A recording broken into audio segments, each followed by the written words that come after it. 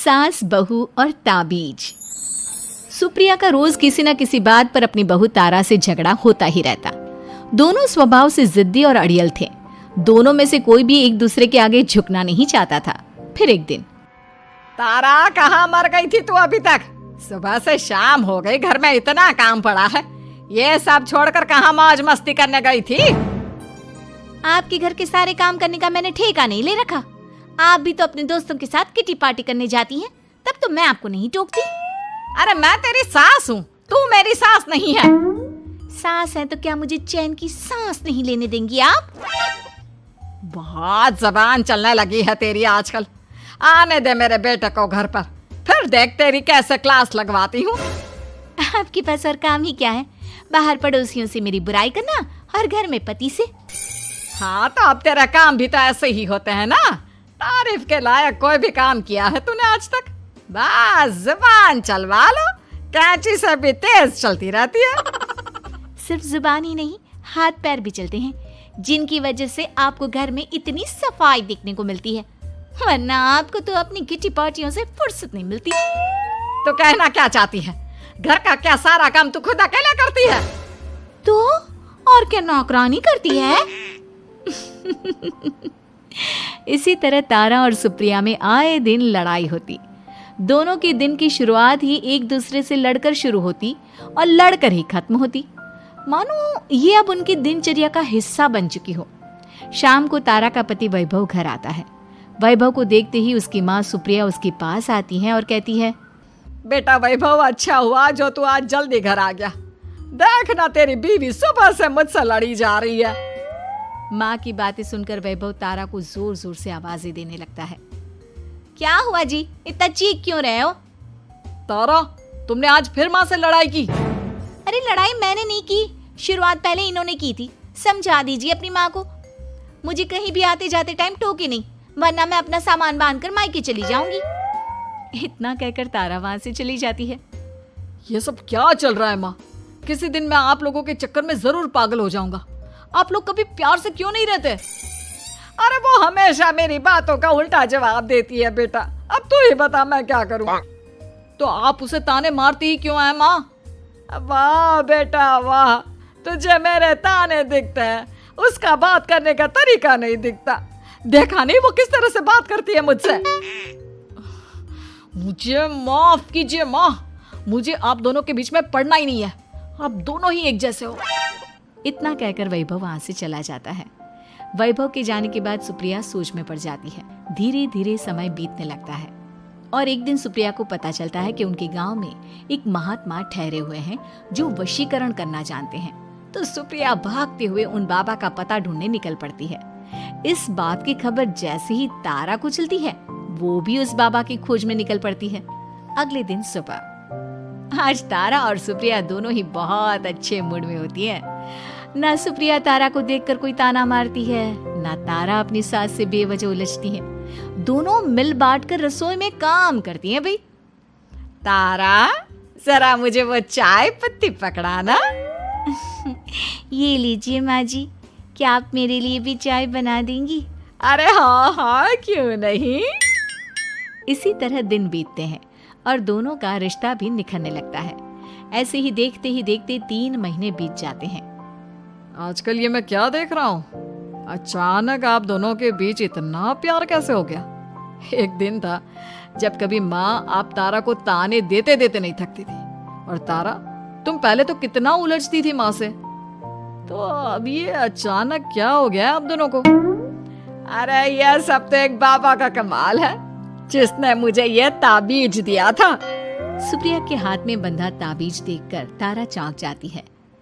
ये ताबीज तो उस बाबा ने मुझे भी दिया था, आपको अपने वश में करने के लिए। इसका मतलब तू भी उस बाबा से मिलने गई थी?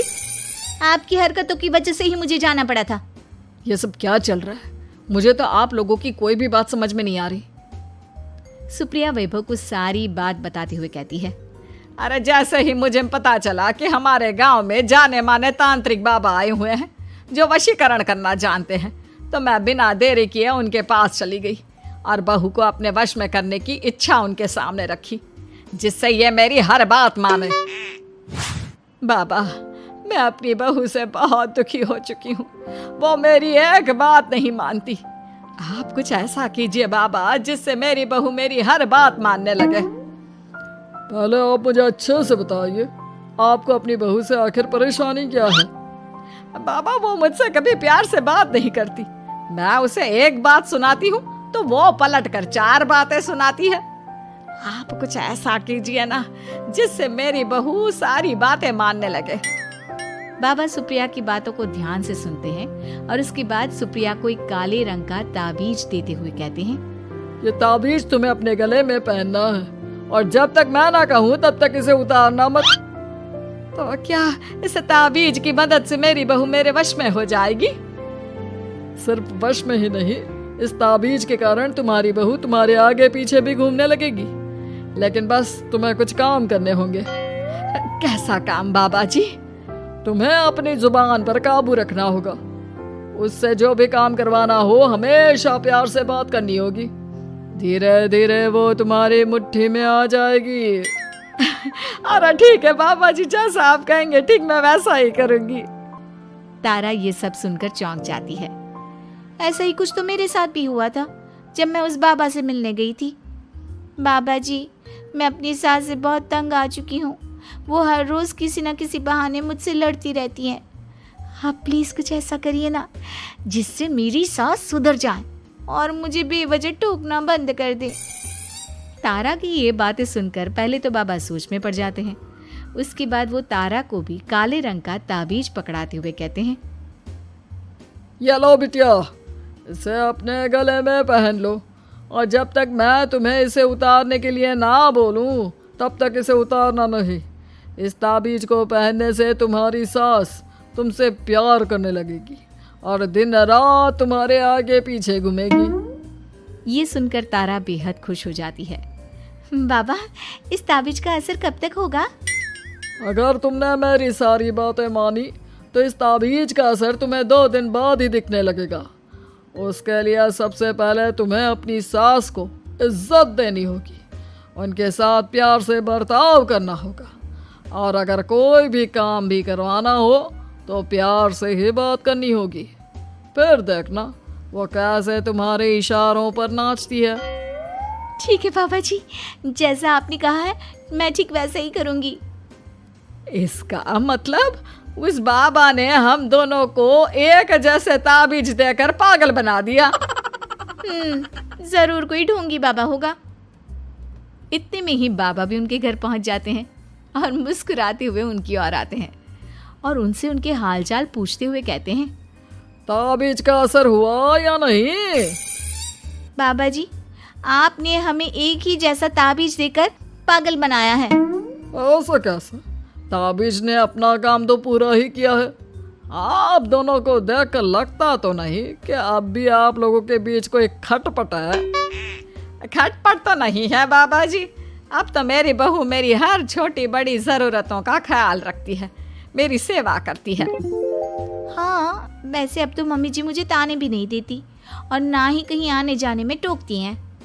जानते हो यह सब कैसे संभव हुआ? कैसे बाबा जी?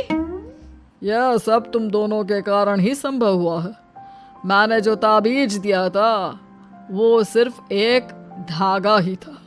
ये चमत्कार तो तुम दोनों ने अपनी जुबान पर संयम रखकर प्यार और संयम के साथ काम करके किया है। बिटिया, कुछ कमी तुम्हारे अंदर थी तो कुछ कमी तुम्हारे सास के अंदर थी। इसीलिए तुम दोनों को सुधारने और तुम्हारी गलती का एहसास कराने का यही एक रास्ता था।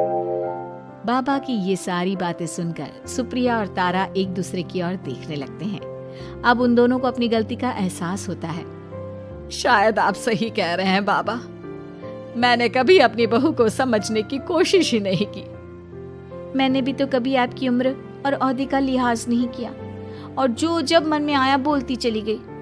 हो सके तो मुझे माफ कर देना मम्मी जी। चलो फिर, अगर सब ठीक ही हो गया है तो बाबा जी अब आप भी वापस अर्जुन बन जाइए। वैभव की बात पर बाबा अपनी नकली दाढ़ी हटाते हैं तो उसे देखकर सास बहू हैरान रह जाती हैं। अरे अर्जुन भैया, आप? हाँ भाभी, आप दोनों के रोज रोज वाले झगड़ों से परेशान होकर एक दिन मेरे इस दोस्त ने एक प्लान बनाया और मेरी मदद मांगी, तो मैं इनकार कैसे कर सकता था। और देखिए आज उसका नतीजा हम सबके सामने है। सब जोर जोर से हंसने लगते हैं।